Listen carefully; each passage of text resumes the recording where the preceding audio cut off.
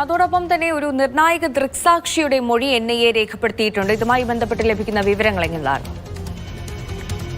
ഇയാളൊരു കശ്മീർ തദ്ദേശവാസി തന്നെയാണ്. അവിടെയുള്ള ഒരു ലോക്കൽ ഗൈഡ് ആണെന്നാണ് നിലവിൽ ലഭിക്കുന്ന വിവരം. ഇന്നലെ ഇദ്ദേഹത്തെ ഈ ബൈസരൻ വാലിയിൽ എത്തിച്ച് അവിടെയുണ്ടായ ഈ ആക്രമണം, ആ ക്രൈം സീൻ പുനരാവിഷ്കരിച്ചിട്ടുണ്ട്.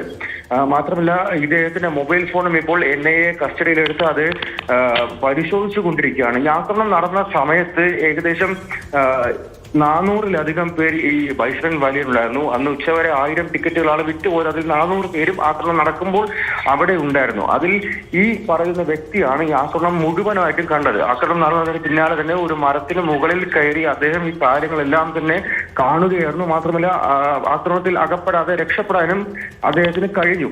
ഇതിന്റെ എല്ലാം പശ്ചാത്തലത്തിലാണ് ഇയാൾ ഈ ആക്രമണം മുഴുവൻ കണ്ടേക്കാം, ഈ ഭീകരതയും മുഴുവൻ കണ്ടിട്ടുണ്ട്, മാത്രമല്ല ചില നിർണായക ദൃശ്യങ്ങളും അയാളുടെ മൊബൈലിലുണ്ട് എന്നുള്ള കാര്യങ്ങളെല്ലാം പരിഗണിച്ച് എൻഐഎയും അതുപോലെ തന്നെ പോലീസും ഇയാളെ മാറി മാറി ചോദ്യം ചെയ്തത്. ഈ ചോദ്യം ചെയ്യൽ ഒരുപക്ഷെ ഇന്നും പുരോഗമിക്കുമെന്നുള്ളത് തന്നെയാണ് നിലവിൽ മനസ്സിലാകാൻ സാധിക്കുന്നത്.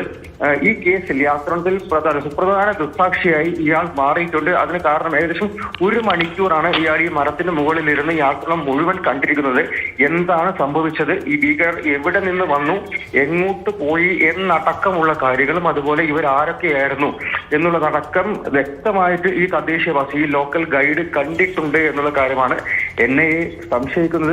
അതുമായി ബന്ധപ്പെട്ടാണ് ഇപ്പോൾ കൂടുതൽ മൊഴിയെടുത്തുകൊണ്ടിരിക്കുന്നതും. ഒരുപക്ഷെ ഇന്നും ചോദ്യം ചെയ്യാൻ വിളിക്കുകയും ഈ ചോദ്യം ചെയ്യൽ ഇനിയും പുരോഗമിക്കാനുള്ള സാധ്യതയുണ്ട്. ഇയാളുടെ പക്കൽ നിന്നും വളരെ നിർണായകമായിട്ടുള്ള തെളിവുകൾ ലഭിക്കും. അത് ഈ ഭീകരരിലേക്ക് എത്താൻ സഹായിക്കും. അവർക്ക് പാകിസ്ഥാനുമായിട്ടടക്കമുള്ള പങ്കുകൾ കണ്ടെത്താൻ സഹായിക്കുമെന്നാണ് ഇപ്പോൾ അന്വേഷണ ഏജൻസികൾ വിലയിരുത്തുന്നത്. തീർച്ചയായും നിർണായക സാക്ഷിമൊഴി തന്നെയാണ്. ഒരു ലോക്കൽ ഗൈഡാണ് ഈ ഒരു സംഭവം നടന്നപ്പോൾ ദൃക്സാക്ഷിയായത്. ഒരു മരത്തിന് മുകളിൽ ഒളിഞ്ഞിരിക്കുകയായിരുന്നു. ഏകദേശം 1 മണിക്കൂറോളം അദ്ദേഹം മരത്തിന്റെ മുകളിൽ കയറിയിരുന്ന് ഈ ഒരു ആക്രമണം അത് വീക്ഷിക്കുന്നുണ്ടായിരുന്നു.